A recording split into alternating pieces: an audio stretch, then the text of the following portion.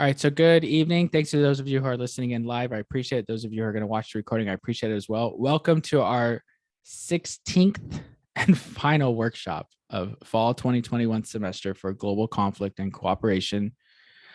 It's been a long time since we started this way back in August.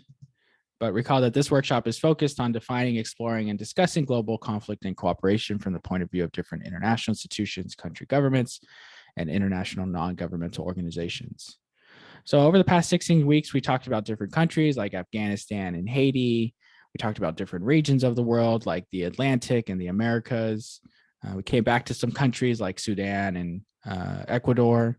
And I decided that to end on a non-country, wanted to end on the Summit for Democracy, which I learned about 2 weeks ago, and it's happening right now. So today and tomorrow, it's being hosted by President Biden, and he's invited countries and parts of countries from around the world to come together to talk about democracy. So we're going to go ahead and learn about that today. And then obviously you can watch the recordings by clicking on the links, or you can go back to the summer and watch those recordings. All right. So for our week 16 Summit for Democracy, our learning objectives are first to define democracy, or to identify how difficult it is to define democracy. Secondly, is to describe the Summit for Democracy as an example of cooperation, and then also describe the Summit for Democracy as an example of conflict. So a little bit about democracy first. So what is it? Our dictionary definition says a system of government by the whole population or the eligible members of a state, typically through elected representatives. Now, this might be straightforward. And for those of us who have grown up in the American system, we kind of have this idea of what democracy is, right? You elect people, they go to a national legislature like the Congress, they propose bills, they vote on bills. There's a Senate that kind of does some stuff because those folks are elected at a statewide level, and you got a president who will sign or veto bills. But that's not how democracies are all around the world. There are other kinds of democracies. And one thing I like to share with folks is this data set called Polity. And Polity Data Series is a data series in political science research, along with the varieties of Democracy Project and Freedom House. Polity is among prominent databases that measure democracy and autocracy. So the Polity study was initiated in the late 1960s by Ted Gurr, and is now continued by Monty Marshall, one of Gurr's students.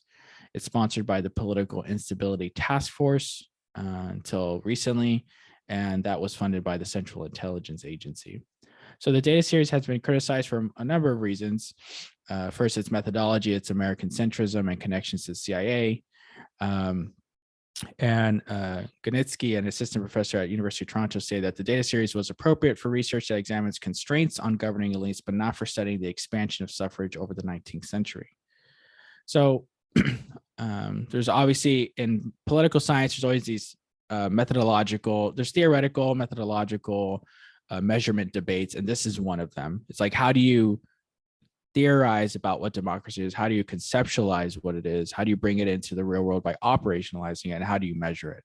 So the Polity data set is one way of measuring the theory and the concept of democracy. So here's a GIS map that shows what the Polity scores would argue are levels of democracy. So the blue is a full democracy. The green is a democracy. The yellow is an open anocracy.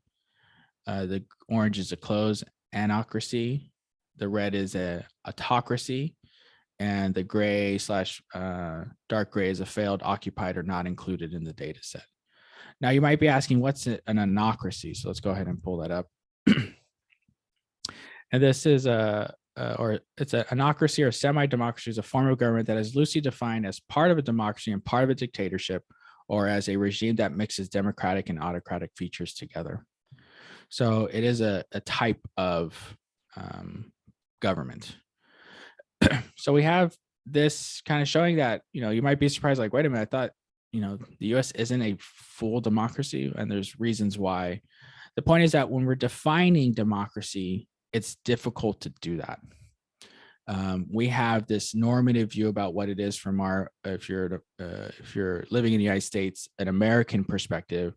If you've come to the United States from overseas, say you came from another type of democracy, you'll have your views and opinions of two political systems or more.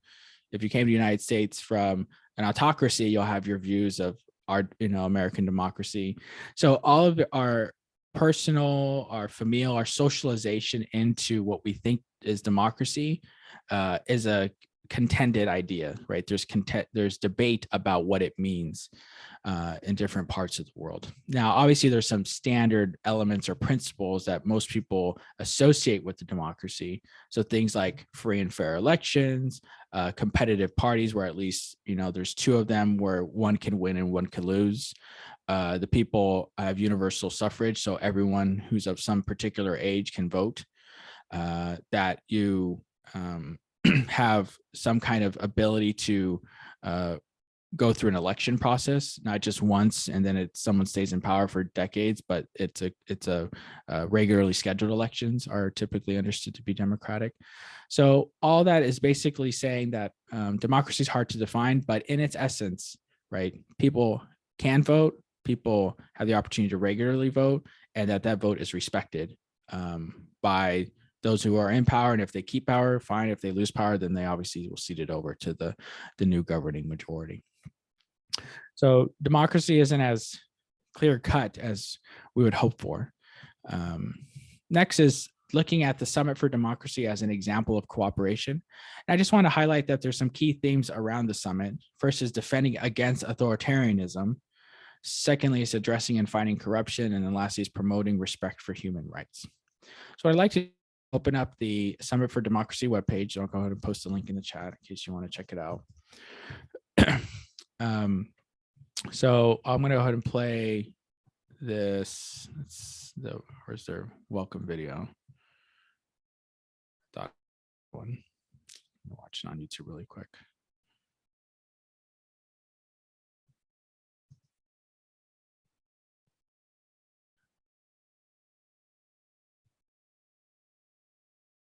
I would like to find the.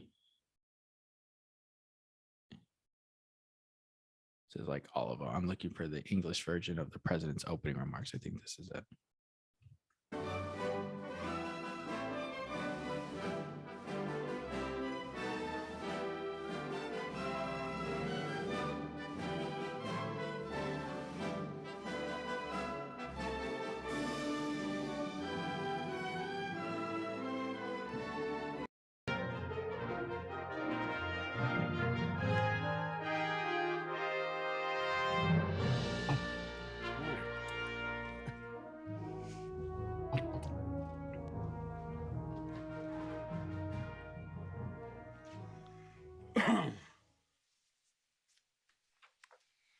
Well, hello, everyone, and welcome to the first Summit for Democracy. This gathering has been on my mind for a long time for a simple reason. In the face of sustained and alarming challenges to democracy, universal human rights, and all around the world, democracy needs champions.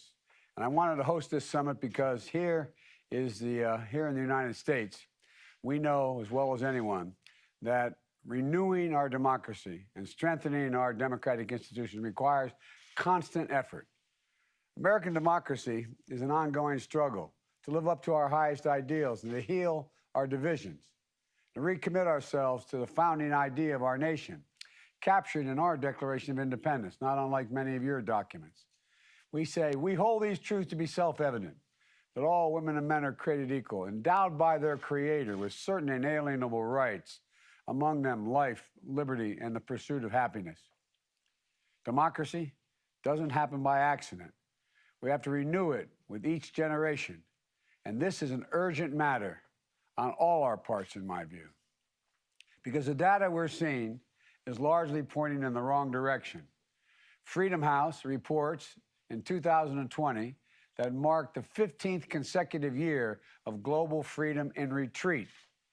Another recent report from the International Institute of Democracy and Electoral Assistance noted more than half of all democracies have experienced a decline in at least one aspect of their democracy over the last 10 years, including the United States.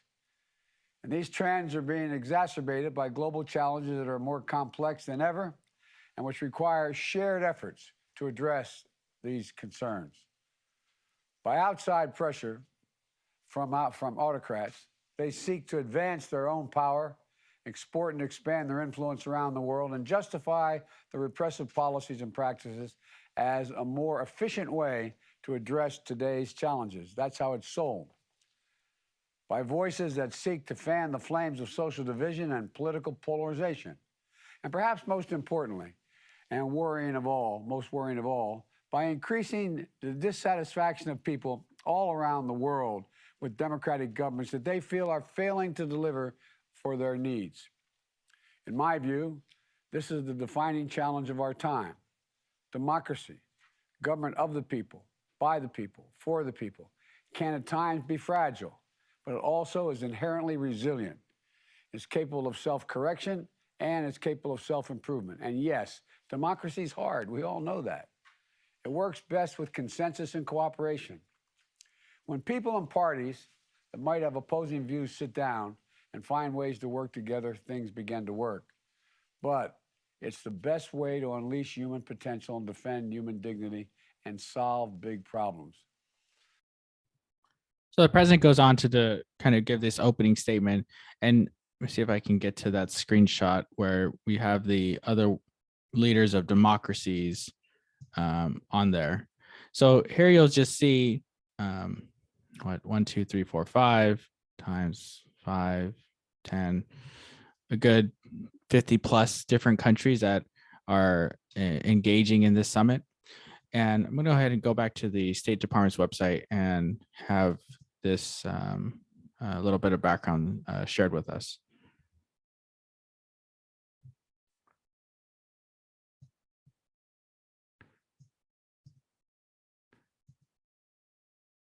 On December 9 to 10, 2021, President Biden will host a virtual summit for leaders from government, civil society, and the private sector. The summit will focus on challenges and opportunities facing democracies, and will provide a platform for leaders to announce both individual and collective commitments, reforms, and initiatives to defend democracy and human rights at home and abroad. For the United States, the summit will offer an opportunity to listen, learn, and engage with a diverse range of actors whose support and commitment is critical for global democratic renewal. It will also showcase one of democracy's unique strengths, the ability to acknowledge its imperfections and confront them openly and transparently, so that we may, as the United States Constitution puts it, form a more perfect union. In advance of the first summit, we consulted with experts from government, multilateral organizations, philanthropies, civil society, and the private sector to solicit bold, practicable ideas around 3 key themes: defending against authoritarianism, addressing and fighting corruption, promoting respect for human rights. Leaders will be encouraged to announce specific actions and commitments to meaningful internal reforms and international initiatives that advance the summit's goals. These pledges will include domestic and international initiatives that counter authoritarianism, combat corruption, and promote respect for human rights. Civil society will be represented on panels and in town halls as a part of the official program. Their inclusion is based on a variety of factors including geographic representation, political context, and subject matter expertise. I'll go ahead and have this next section read as well.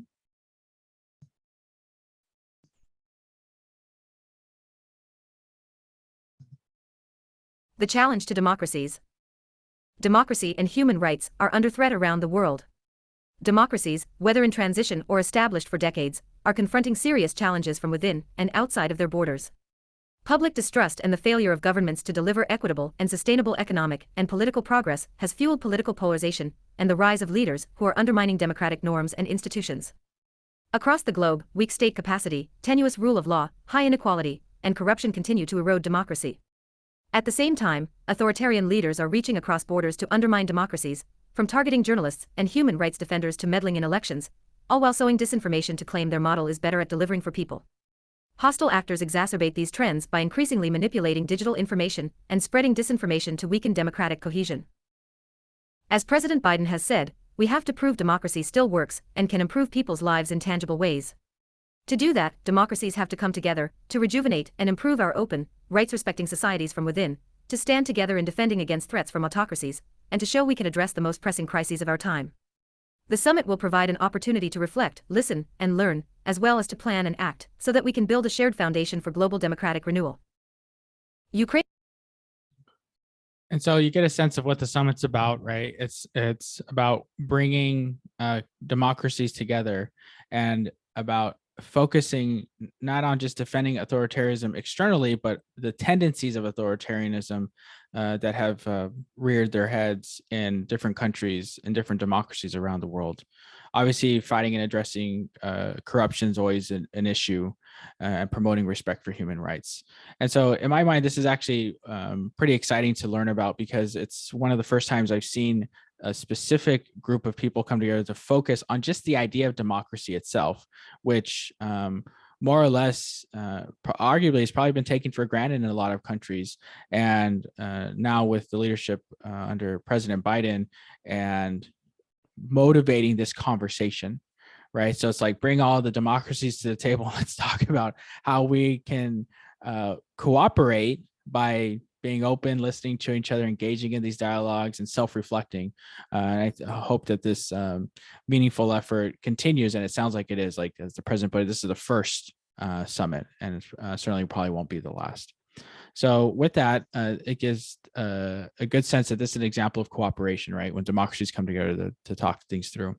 Now, this can also be an example of conflict. And I'm going to go ahead and open up this first article in National Public Radio that highlights how the government of China wasn't invited to the summit, and how now they're trying to respond to their exclusion from this meeting. So I'm going to go ahead and have this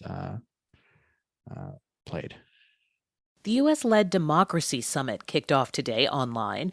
The login and password were not sent to China because they weren't invited. So it has launched a propaganda blitz of its own, in which the country's ruling Communist Party claims that it too is a democracy, just of a different sort. NPR's two China reporters John Ruich and Emily Fang report. China kicked off its own Democracy Week with a 30-page government report published over the weekend called China, Democracy That Works. This is Fang Ning, a former director of the state-run Social Sciences Academy, which wrote the report. He says communist states such as North Korea or East Germany during the Cold War all had the word democratic in their official titles.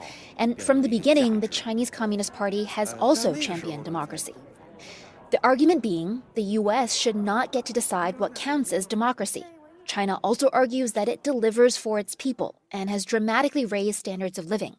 And finally, although China does not have direct elections or multi-party rule, it says it kind of asks the people what they want through what the Communist Party has long called the People's Democratic Dictatorship, where the party is delegated to represent the people. Here's Fang again. He says elections would plunge China into turmoil, so China instead holds consultations with the people. For example, sending research teams out to talk to communities and make recommendations that inform the government. Besides defending their own system, a state-linked think tank listed 10 failures of American democracy. Wang Wen, the think tank's director, explained. He asked a crowd of diplomats and journalists gathered in a luxury Beijing hotel whether American democracy actually defends freedom. He argued that thousands of people have died of COVID in the U.S., and excessive freedom has led to disinformation and culture wars. To be clear, China is a one-party authoritarian state, and that party, the Communist Party, brooks no opposition. Which begs the question, who is China trying to convince? I put that question to Peter Martin, a Bloomberg reporter and author of a book about China's diplomatic messaging. On some level, it's as simple as Xi Jinping likes the tough tone, and he's signaled to the bureaucracy that he wants China to stand up for itself and never to tolerate bullying. A message that plays well at home. To domestic audiences in China's political system, they get to look like they're striking back and acting tough. Martin says it fits into Beijing's broader efforts to stop the West from hogging the mic when it comes to global discourse about China. And it does something else, too. And that's this classic tactic which denialists of all stripes and on all issues come back to, which is just muddying the waters and painting false equivalents. Which, he says, may help other authoritarian states feel more comfortable cloaking themselves in the language of democracy. For the summit, the Biden administration invited around 110 governments. One that's conspicuously missing from the list is Singapore, a long-standing U.S. ally and a parliamentary democracy. Well, thank God, thank God, thank God. Bilahari Kausikan is a former diplomat who represented Singapore at the United Nations. The Southeast Asian city-state has always walked a fine line between Washington and Beijing, and he says attending Biden's summit would have been a bad idea. In the context in which Mr. Biden is holding this, the context of geopolitical rivalry with China, it will constrain us. It puts us into a pigeonhole, whereas we want to have the maximum strategic autonomy. That doesn't mean he buys Beijing's assertion that it's some kind of paragon of democracy, though. I mean, look, we are not stupid, right? We understand why you're doing this. We understand why China is doing this. It's just another front in a rivalry that's getting worse and making life for countries that prefer not to take sides more difficult. I'm John Ruich in California. And Emily Feng, NPR News, Beijing. So there you have it. It's just a short clip, but it kind of illuminates this tension, right? This this argument about what democracy is from one side, let's say the United States, that has a very clear sense and very clear reputation of its democracy, even though it has some challenges and other things, as we're well aware of, and having another country which has a reputation of not being a democracy and arguing that it's a type of one. And overall, it's just fascinating to see that we're kind of entering this phase where we're having this like theoretical conceptual debate about what democracies are. But I think part of what will come from it is a sense of what democracy is. So there'll be some follow-up debates and conversations about this, and I'll probably endure for a couple years. But it's also when someone says it's the same to you, you start to then make this kind of comparison. And I think one thing that I heard and read in articles, the China's arguing that they're a democracy that delivers, right? And this notion of excess freedom. And I'm like, So you then start to think about, okay, how does that relate to the experience that we have here in the United States? I'm like, do we have excess freedom as a question mark? I'm like, I don't think that's the case. Are there divisions that are caused by a range of things? Yes, right. But the notion of delivering, right, I think actually would push democracies, are what we know to be democracies, in a direction where we say, you know what, fine. There's this authoritarian system out there, a set of authoritarian systems that are arguing that they're delivering for their people and that they can do things better, faster, cheaper with less, I guess, dissent and, conflict. Well, democracies can do that kind of stuff too, right? They can deliver for their people. They have delivered for their people, and they'll continue to deliver for their people. And so this kind of a theoretical conceptual debate that's going on, I think practically is going to say, well, you know what? We'll figure things out here in our democracy. Yeah, it's hard. Yeah, it's tough. Yeah, we have these challenges, whether it's here in the United States or it's in parts of Europe or parts of Africa or parts of Asia. Right? Or parts of South America. Yeah, we're a democracy. We have our challenges. We have our issues, but we can work to get better. So my expectation is that as we enter into this new kind of, I call it abstract phase discussion, that some democracies are going to move in a way that says, let's get things done, right? Because we have these alternatives, quote unquote, or these examples that are trying to be like us, but they're not, right? They're not free and fair elections. There's not multi-party systems. They're not, standard civil liberties and rights for its people. There's not a basic respect for human rights, and so on. So overall, I'm pretty excited that this kind of debate's happening. It's like one of those things that political scientists kind of hope for. Is like, hey, we've done a lot of research in democracies and what they are and what they mean. Now let's kind of see the fruits of that labor. So knowing that we're entering this phase is something that we should be paying attention to, and we'll see how it evolves from here. So with that, I want to thank you for taking the time to listen in, and I look forward to seeing you in the future with another class, hopefully. And if not, then thanks for taking the time to listen. Have a good evening and good luck with your finals. Take care.